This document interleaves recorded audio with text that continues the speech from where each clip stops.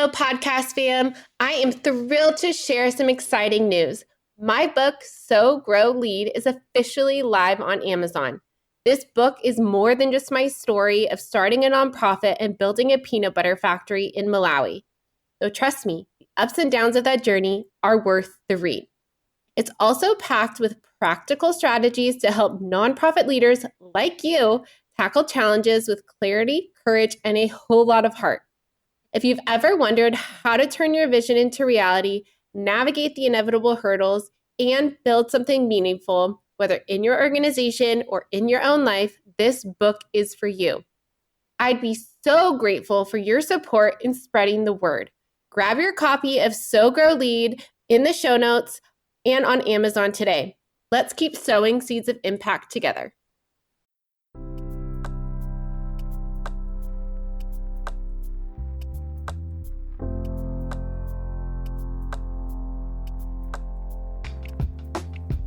Are you a nonprofit professional who's feeling overwhelmed and burnt out? Well, welcome to the Lead with Heart podcast. I am your host, Haley Cooper. On this podcast, we will share stories of leadership, courage, and empathy that'll help you learn to take care of yourself, your staff, organization, and community. You will hear from nonprofit leaders who have been in your shoes and have learned best practices to raise more revenue and make a greater impact. Let's thrive together.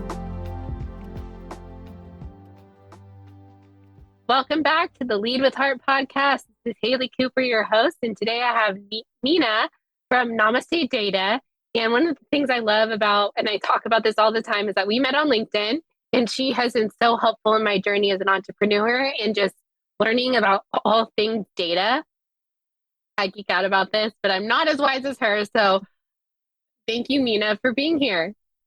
Thank you so much for having me here, Haley. I've been a fan of yours since we met on LinkedIn. So super excited to be here.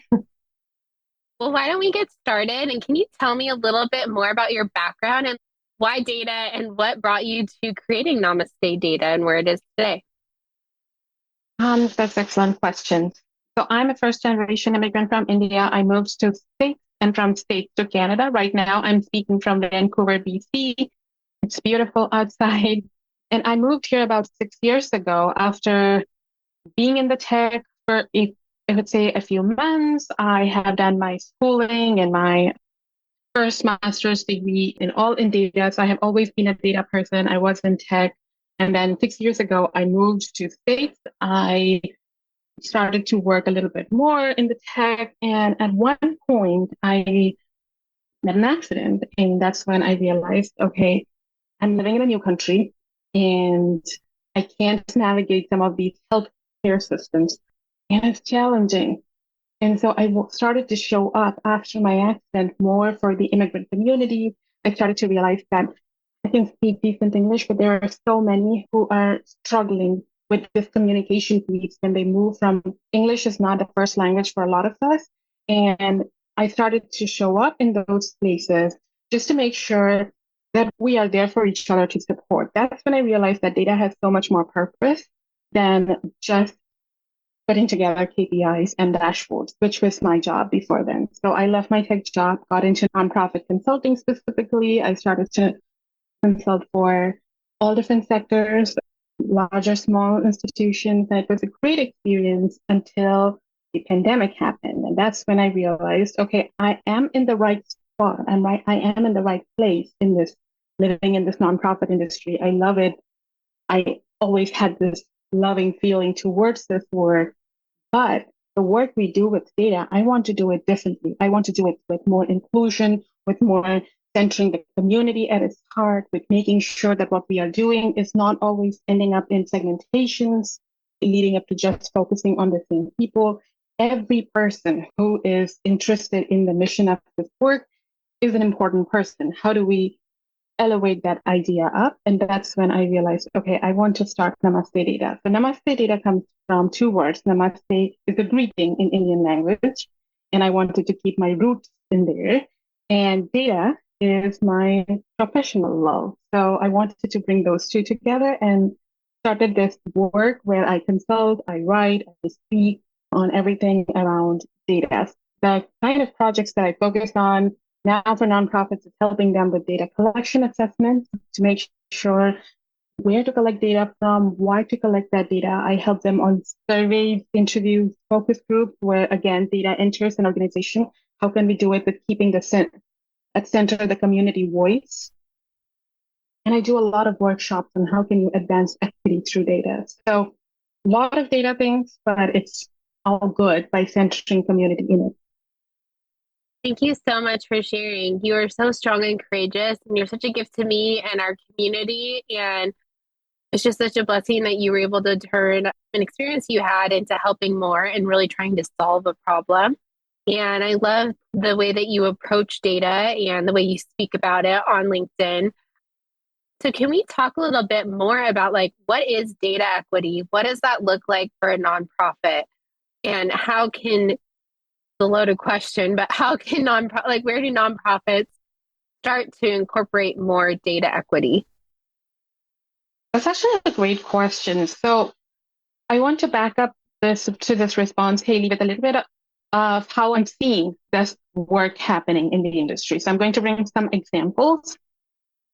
First, I believe data equity doesn't have a simple definition, so it's really hard to say what does it look like in the form of a checklist. So the way I have been exploring this work is through four truths that started to make more sense for me as I started to do this work with every other nonprofit, or as many, I could bring in into doing this conversation. So some of that truth looks like this. These are the statements that I use to define, okay, what does idea-led data or what does data actually mean? So when I can see myself in the data, now this I can be, it holds true for everybody. When I can see myself in the data represented, when any form of analysis does not lead to my twist of any shape, when I am considered in the question, the objective, the analysis, and all the way going out to the strategy. And my ways of generosity are also acknowledged as part of the broader umbrella under the philanthropy term. I think when all of these things happen, we are actually centering someone's voice in the data. That's when we are advancing the data equity. But they're pretty, I would say these truths are nice to hear. They are nice to, how do we make it actionable? How do we translate it? And that's when it looks so different after my workshop, nonprofit to nonprofit. How can it be implemented? How does it? I've done these workshops with food banks, with theaters, with universities, and to everybody, it looks different. For some, it looks like taking the workshop and then going back and looking at their own, every department looks at their own data. Like, for example, in a food bank, to see, okay, this survey is now going out to the community to test food insecurity. Okay, how do we advance this data equity from the entire, everything that we have learned of centering the community's voice in this survey? For a university that translated this topic of data equity, translated as we need to create a document of data usage and best practices for the entire institution to follow as the projects happen throughout the year. So they weren't sending out anything, but they needed this foundation for the institution. And this data equity concept led to that foundation. So I'm seeing this organically unfold institution to institution differently. And to be honest, I'm actually enjoying it so much that how these ideas people are taking and adding their imagination, adding their context, adding their need and their comfort to make something unique of the word data equity. For some, it turns to be visualization. For others, it turns out to be, let me change something in the collection. And that's how it should be, taking it and making it your own. That's how it needs to happen. Yes, I love that. And thank you so much for giving kind of a broader definition and how it really applies to each organization. And I think a lot of nonprofits that I've come across as a grant writer and as a director of development, they're collecting all of this data because they have to report out on it, right? But they don't know the actual transformational change that their organization is making. So, in the framework of data equity, like how do you collect all of this data? And that's all well and good. But how do you communicate that out to funders, out to internally too? Because communicating data internally is important. It helps make informed decisions. But externally as well, like how do you communicate that from just collecting it to then reporting it out? I would say, I think this also ties back to where can nonprofits start, what you asked about this question. Let me take an example of community surveys. I do a lot of surveys, and it's something that I think either nonprofits should be thinking about or they're doing it. So I'll take this example of the surveys, community surveys. So let's say somebody wants to apply this lens of equity and inclusion on their surveys that they're doing, right? Most often, the idea comes down to maybe it's just limited to the questions where centering inclusion is involved. But it's not, it's really not. It's more than that. It's about how you are setting it up, how you are designing it. And like you asked the question, what do you do after that once you have collected that data?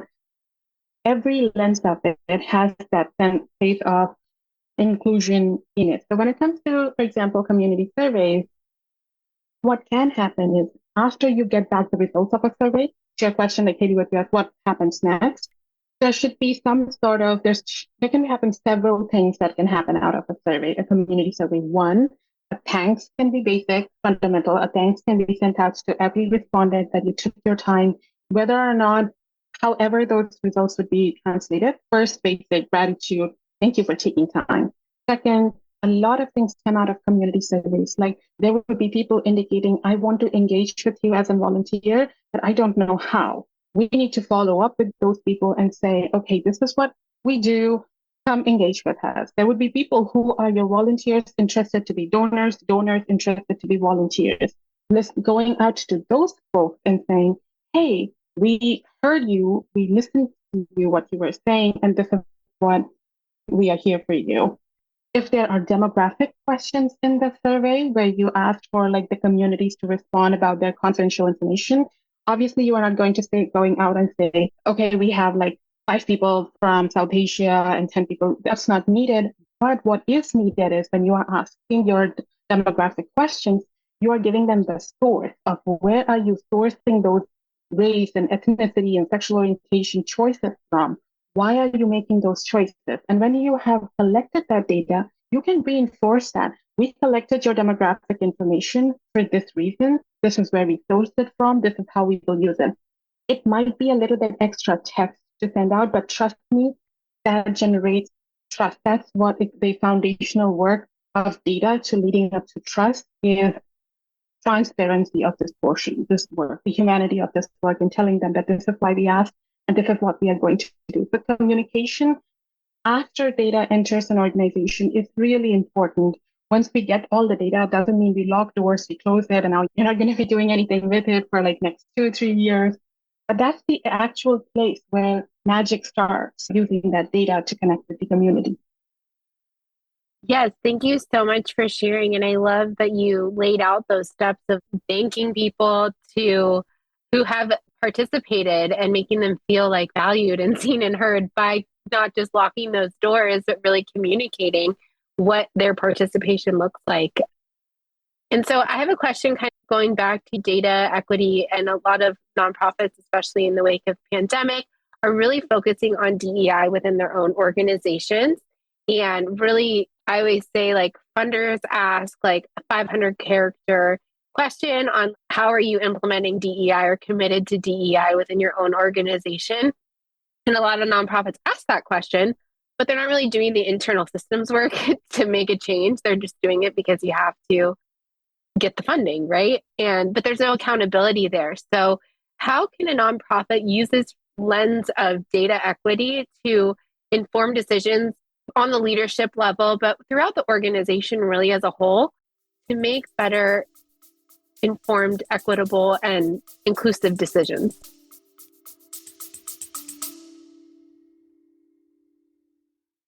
Imagine a fundraising partner that not only helps you raise more money, but also supports you in retaining your donors. A partner that helps you raise funds both online and on location so you can grow your impact faster. That's DonorBox, a comprehensive suite of tools, services, and resources that give fundraisers just like you a custom solution to tackle your unique challenges, helping you achieve the growth and sustainability your organization needs. Helping you help others. Visit donorbox.org to learn more. Wow, that's a tough question. I'm going to try to respond to that. It's tough because it's true and it doesn't have a perfect answer. I think it's tough because of that, but I'm going to try to respond to it. I think after 2020, and as we are slowly emerging out of pandemic, I wouldn't say we are all out of the pandemic entirely. There are definitely places where people are feeling, well, I saw this theme happening around AI, and now my organization feels like that time is done. We don't need to think about all those things anymore. We can get past that, get back to how things were in 2019. How do I make my leadership commit to those things? Going back to this question of DI, what do we do even if there is no cultural change? We need the cultural change. There is no replacement for that. But data equity, how can that help? Well, data can lead all the way up to accountability. So this is one of the things that I talk about in the workshop is oftentimes it is considered that you get the data, right? Then you do some analysis, you create some information, you create some insight, strategy, report. But that is not all that data to reporting or strategizing. That's not the entire chain of events that can happen with data. It goes beyond that. Once the reporting thing happens, analysis is done, people are looking at it. That's where actual people on the table can make a commitment, intentional commitment, saying, this is my work to be done.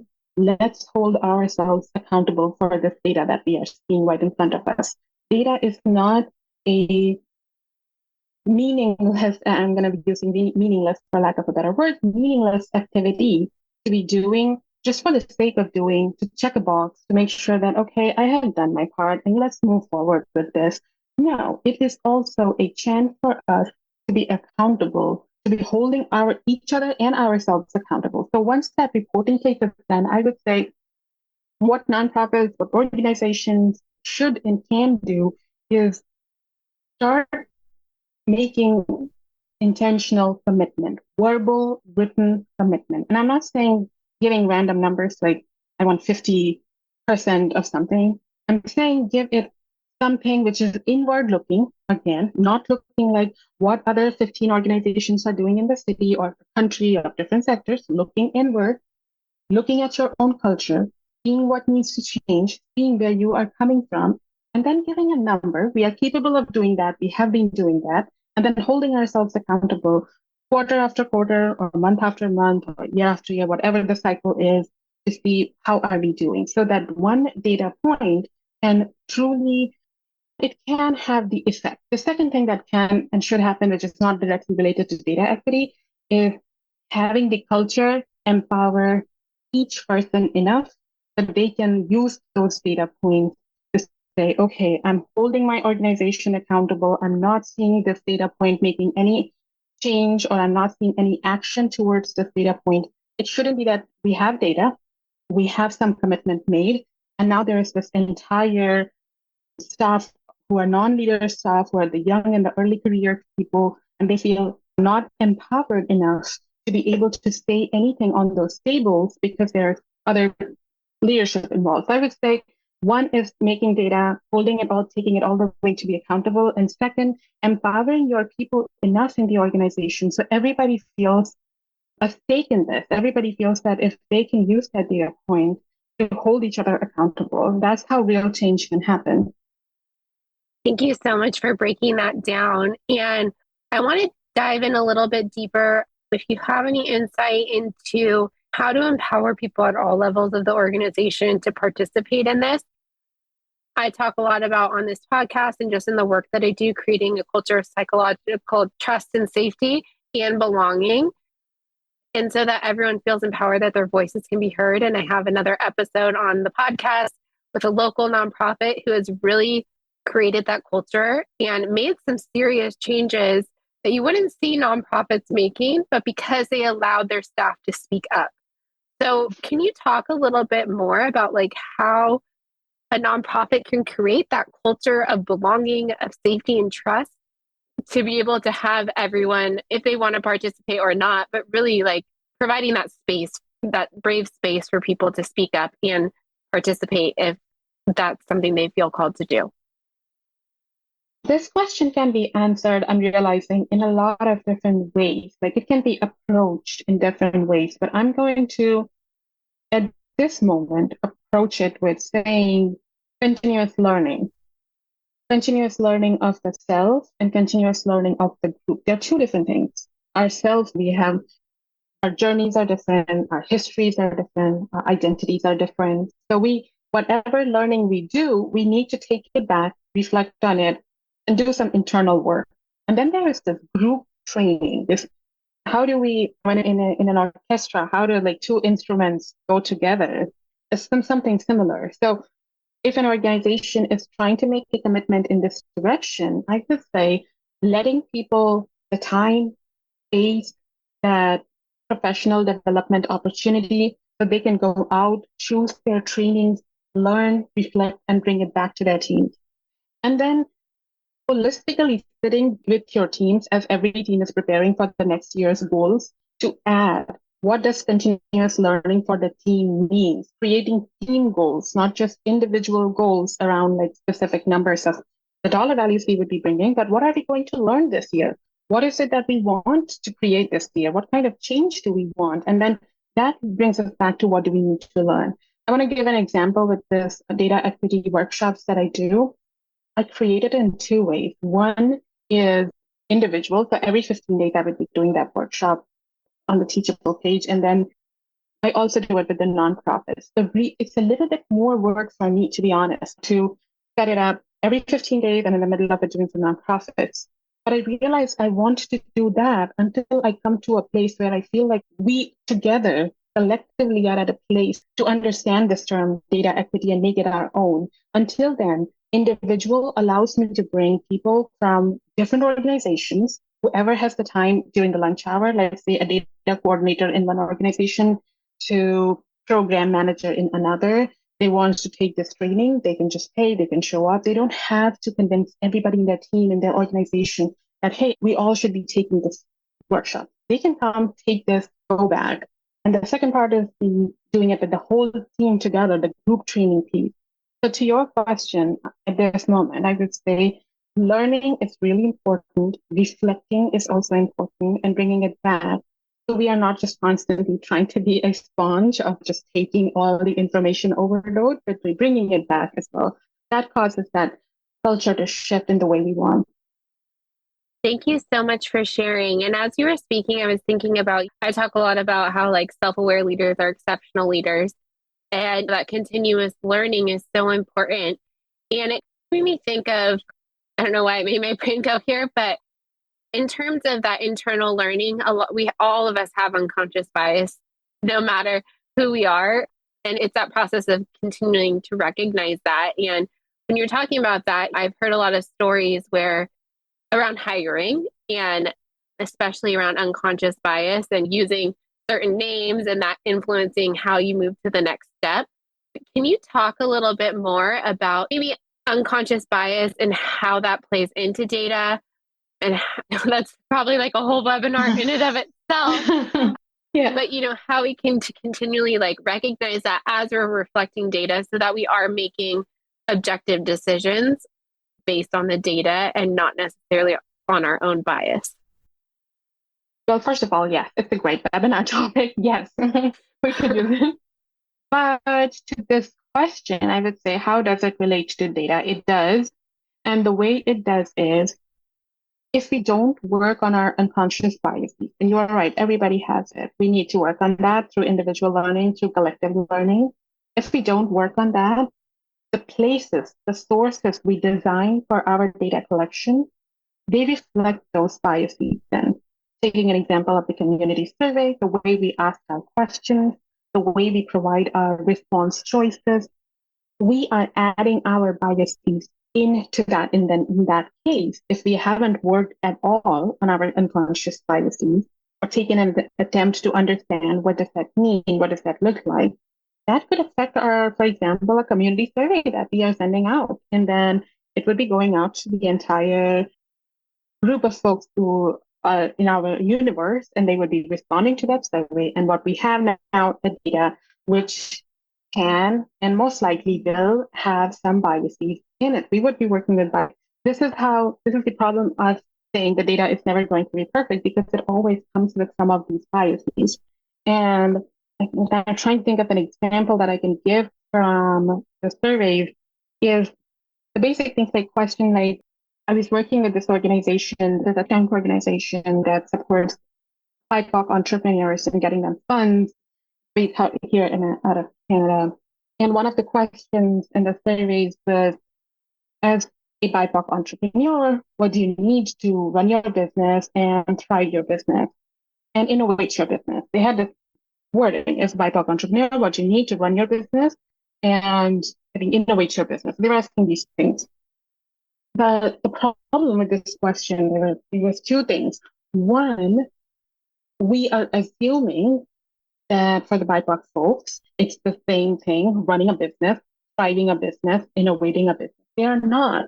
You know, when you're asking for a lot of folks, they're coming with the need for resources, the need for connection.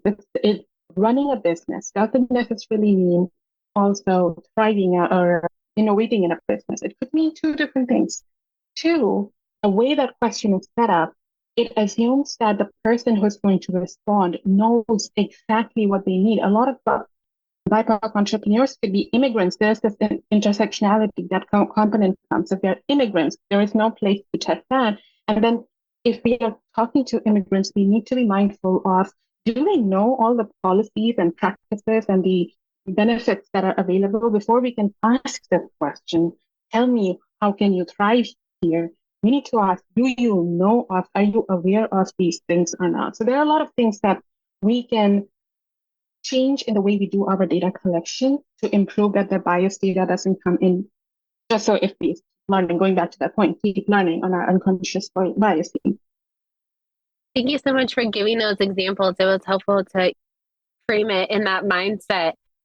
I want to shift gears a little bit because I'm a fundraiser. So I know that we've been talking a lot about data equity and just in terms of organizations, but I know in my own experience, donor data has always been a pain point for everyone. I was working with a client who had been around for 30 years and barely had a track record of their funders and their individual donors. Maybe it was in an Excel spreadsheet, I don't know, but it was really hard to find. And so in that, and I know a lot of nonprofits struggle with donor data and collecting data and what data to collect and how to move relationships forward. So can you talk a little bit? I know you do donor engagement assessments, and can you talk a little bit more about what that looks like for you and what you found to be challenges with nonprofits, but also what works? That's actually a great question because I have been doing some data collection assessments lately for different organizations who have been in the industry for a really long time. And they represent, I would say, small to mid-size, established in the community. People know about them. They know their mission. They engage with these organizations. And during these data collection assessments, I am realizing what's going on. So let me take a step back and say what happens in these data collection assessments. In turn, there's a little bit of the donor engagement piece as well in there. So what happens in these data collection assessments is I take all the sources whenever data point is entering an organization. So like you say, which has happened to me too, a lot of the office collect data on maybe directly on the Excel spreadsheets. That's the data collection tool. Some have surveys, some have Google Forms, some have forms made on their website. I take all of those places. Any point where a data is entering a nonprofit, I take all of those and get it in front of me to see, okay, what is going on? And then I take the next step of creating a map. I call that data map to see what are the sources and where is the data flowing in these different things that's happening in the organization. Who are the actors? What are the programs? How is the data flowing? That's pretty nifty little colorful map. I wish I could show it to you and all the audience. I mean, I could show it to you. I wish I could show it to the audience as well. And what usually comes out at that place, at that data map point, the second step of this activity is that there are a lot of places where there's redundancy. There is this duplication of these Like a survey was established many years ago, it's going on for a program, and then there is this another department that does its own Google form thing to collect something similar from the same audience. And so there's this duplication and redundant information that is happening in that organization, right? This is one of the challenges that I've seen organizations are facing. They're not even aware that this is happening. And imagine the audience who are receiving those data collection questions, they would be feeling, are they even listening to me? Are you even understanding that I have been responding to these things to two different sources? So one place where we can start being more inclusive, listening to our audience, our donors, our community, is to through the data map, seeing, okay, what is redundant, take it out, and let's clean that up. Then comes the part of once I have seen what needs to go out, then comes the part of comparing it to with the strategic plan or any goals to see is it aligning with the overall goals or not. And I try to compare it with both strategic plan and the DEI plan just to make sure that the data that is entering is at what you need to make informed steps that you want. Because we have a tendency to collect as much data as possible from every source that is possible, but that's not really helpful. Again, it goes back to our audience, saying to our audience, we don't more than you, your data matters to us, just give it to us so we can take some sort of a decision in the future. So once that after that data map is created, the third step for me is to compare it with the strat plan and with the DEI plan. Once that happens, I get to know that individual data collection tools, there is something that needs to tweak, there's something that needs to change because guess what? There are 5 data points. That does not really help the strategic plan, neither now nor does it look like it's going to help in 5 years.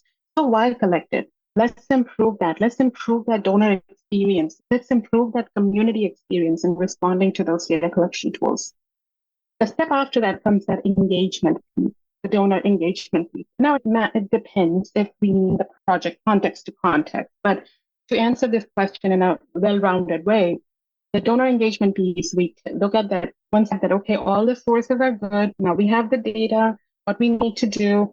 This is how the system should look like. Now comes, let's define engagement. Now, for some organizations, the definition of the engagement just directly relates to fundraising goals. And we would be looking at from that angle, okay, what are the giving patterns? What are something that can be changed in the giving experience to make donors more included in this activity? There are donors who are ready to do more, give more. How can we bring them into the fold much better than now?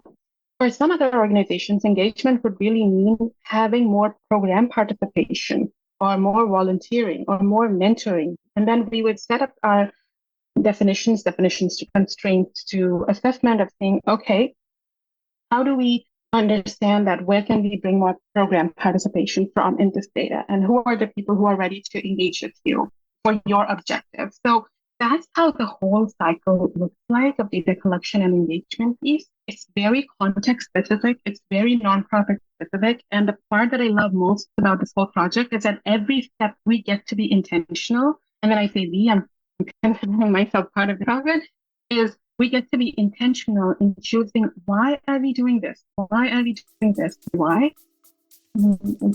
I guess I love the data. That's why.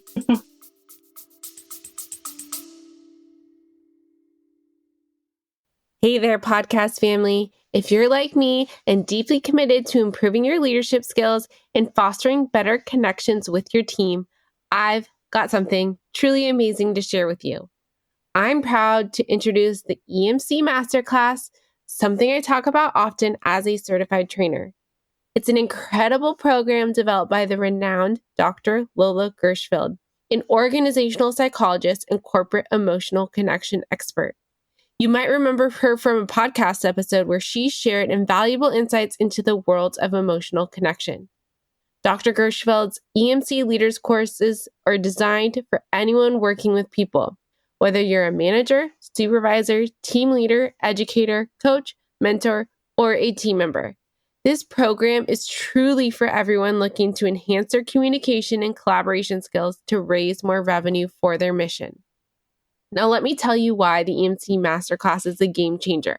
Dr. Gershfeld's Groundbreaking emotional connection process has been integrated into top universities' curriculum and recognized by international organizations like ICF, HRCI, and SHRM. Humans are wired to seek emotional safety, and when we feel safe, we're more likely to take risks, share innovative ideas, and collaborate effectively. The EMC process is the catalyst for creating that emotional safety within your team. The virtual EMC masterclass consists of 8 modules with 4 hours of expertly recorded material, 13 quizzes to reinforce your learning, and a workbook filled with activities for offline practice and something I still refer to daily. Ready to become an emotional connection master? Dr. Gershfield is offering an exclusive detail for our podcast listeners. Use the code LEADWITHHEART to enjoy a generous 10% discount on the EMC Masterclass. Head over to emcleaders.com and enroll in the EMC Masterclass today. Oh my gosh, I love that because like you said, like you get to evaluate and decide like, are those 5 data points actually helping us? Will they help us in 5 years? And really getting specific on what data to collect, because like you said, we can collect all the data in the world, but not all of it helps us. And you talked a little bit, we talked about like nonprofits use Excel spreadsheets. I love a good Excel spreadsheet, don't get me wrong, but are there some tools that you recommend for people to use, like if they're just getting started, to really focus on collecting the right data? I would say there are no specific tools. I would say usually any survey tools that are good in giving you options to design, that are good in giving you some options to analyze your data. They're good survey tools that can also be used for focus groups, that can also be used for interviews. But I would like to reframe this question and say that to the people listening to this episode, that more than the tool, the intentions matter. Now, everything can be in Excel spreadsheet, and that's totally okay. I have worked much more than most of my data life spending on Excel spreadsheets, and that's okay. What's important is like, 2 things. One, whichever tool you are using, you understand all its possible features, but you are making the best use of that tool. Instead of spending subscription after subscription on new tools that comes out every other year, whatever you have the right now, you are making the best use of your current resources. And 2, everybody in the team is spending time to learn about those features. It's not just one data person in the team or one intern or one volunteer who knows everything about the tool and others don't know as much. And then once that person goes out, then the entire organization goes, okay, now what? Do we need to make a new tool? Because, well, guess what? Meena left. So now who does this tool and who works on this tool? So I would say whichever tool you choose, learn about its features, the best use of that, what you have right now. And 2, build some redundancy in terms of the people working on that tool. Like share that knowledge, make brown bag lunches where you can like bring your own lunch and do the talking and how do you use the tool? Hey, programs department, tell me, how do you use the survey tool? Hey, marketing, how do you use the survey tool? Build mini case studies, mini TED Talks about how you are using these things about data and make it that, I think, fun to talk about those things and then learning from there. That would be really helpful when it comes to tools. Yes, I love that because I love that you say like bring everyone into a room for brown bag lunches because it made me think of how most nonprofits operate in silos, right? So marketing, program, fundraising, operations are all over there. But like I think you make a good point that like if you are reporting on data and how this tool is using, each team is using it, that can bring people together, not only to understand how the other team operates, but see how the data is helping each team work towards a common goal. And so it informs them that they're not all just operating separately, but they all have that common mission, common goal. And that's how those tools and this data is helping them accomplish that. I agree. We have so much room for this kind of conversation and bringing all of us together about data. I feel like the only time, to be honest, I have seen nonprofits come together about data is during CI transition.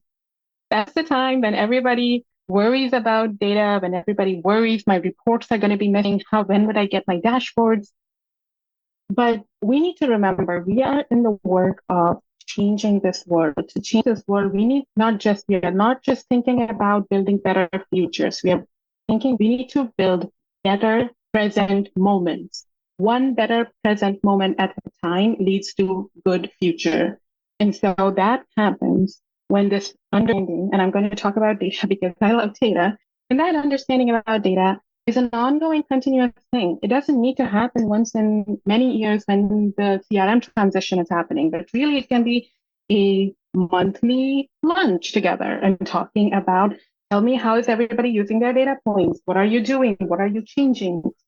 It could be 20 minutes of that big, large, nonprofit wide get together meeting that happens maybe every Thursday or Wednesday, and then everybody can bring their insights to that. But it's really just about that one little space where everyone feels comfortable to start slowly speaking up about what they're doing with their data. It can be flawed. It doesn't have to be perfect. You're not looking for amazing examples of what shiny tools are being used. It's really about what you're using is something super fundamental, and then how you are using it. Data is like the salt, which is often treated like sugar. And we can talk about it and build more intentionality the more we talk about it. Yes, so good. Is there anything else before we end that you would like people to know or think they should know about this topic and why it's so important today? I appreciate the opportunity being asked this question. I would say just what you were talking, like creating the space to talk about data. It's not about, let's say, surveys, right? Unlike segmentation, that's a very specific need when someone comes across, oh, I am doing this and I need to do some segmentation. Let me see if somebody in my team or an external consultant or an external product can help me on that. But to come to that conclusion of what you need, we need to know what we have. And to do that, we need to create space, going back to this point we were talking about, to just be being comfortable around each other, to say, hey, this is how I've been using. And also sometimes sharing our failures around the data. Like, I have been doing this on the data, and guess what? I have been making this mistake on the visualization chart for like last 2 times. I didn't even realize how it came from. It just happened. That ease, that feeling of inclusion around data, once we start doing those talks, that would make the journey of data equity so much more easier, so much more meaningful. And it would help me to start those conversations that I want to do with the nonprofit. Thank you so much, Meena, for sharing that around bringing people together and having those conversations, not just a one-time thing, but a continuous conversation. I think it's so important. So where can people find you and connect with you on all things data? They can connect me on 3 places. So one is LinkedIn. My full name is Meenakshi. Taylor Habit, but I also go by Meena. So you can find me by Meena Das. My organization's or business name is Namaste Data. So NAMESDEDATA. The website address is namastedata.org. So .org. I am on LinkedIn, I said, on the website, and then I'm also on Instagram, and my handle name is Namaste Data, all small cases. So you can find me on different channels and different places. I'll be here. Well, thank you so much. You are such a gift to me, and I know that you will be such a gift to the listeners. We covered a lot of topics, but thank you so much. And I feel like we could have this conversation for hours. But just check her out and reach out to her, follow her, and all the things. I'll also link it into the show notes. Thank you so much, Meena. Thank you so much, Haley, for having me here. If you have valued these stories or learned something from what you've heard, please share this podcast episode or follow me on LinkedIn. Thank you so much for your support, and together we can build a better community and world.